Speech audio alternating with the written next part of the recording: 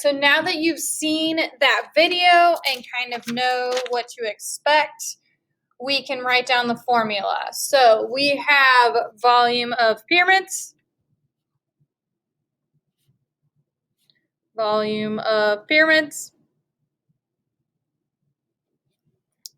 And that is going to be V equals 1/3 times the base times the height. This is the area of the base.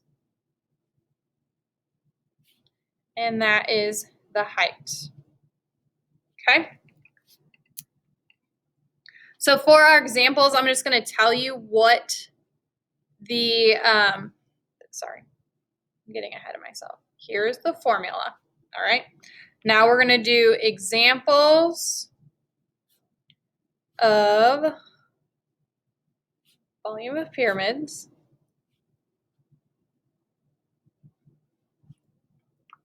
Okay? And don't need anything special. So number 1, I'm going to tell you that number 1 is a rectangular prism. Number 1 is a rectangular prism, or a rectangular pyramid. I'm so sorry. Rectangular pyramid. I did get better at drawing these, so bear with me as I try to teach my better way of drawing these with you. So if you start at a point at the top, draw down and diagonal to the left, draw down and diagonal just barely to the right, and make sure this one's a little bit longer. And then now I want you to go the same distance as you did to the left, go down and diagonal to the right. All right? Now what I'm going to do is connect those 3 lines. Connect those 3 lines. From there, we are going to do the best that we can to go up with a dotted line and down with a dotted line. It looks so much better when I did it. I'm sorry, y'all. I'm trying. That's why I told you that's a rectangular pyramid. All right. Then from there, what we need to do is draw a dotted line that touches the very middle of the square or rectangle. Because like how we talked about earlier, this right here is not the height. That's the slant height. So this is our height, and our height is going to be 6 millimeters.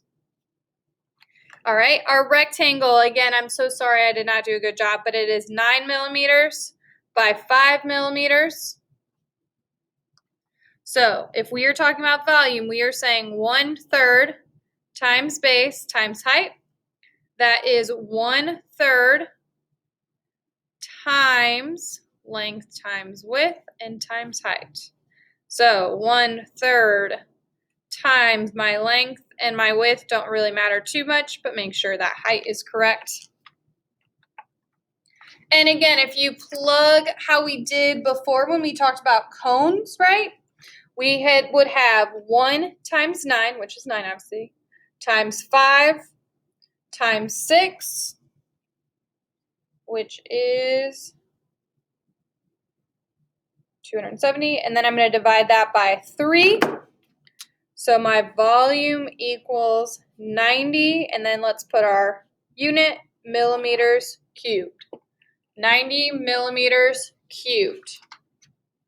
All right, we are almost there, y'all. Bear with me, almost there. The next one is going to be,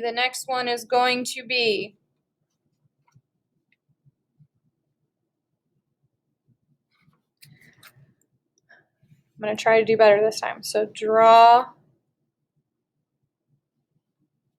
like that. Maybe I didn't go far enough on. Maybe they're not equal. Maybe that's my issue. And then connect them. And then go up. Yeah, look at us getting better. I just can't explain it. I'm sorry. So these are not the same length. That's my fault. They are not the same length. This one is the longest, second longest, shortest. Then again, you go up and around. But that dotted line, you need to do the best you can to touch that into the middle of the circle. The middle of the square, because again, that is our height. And in this case, it is going to be 5 feet.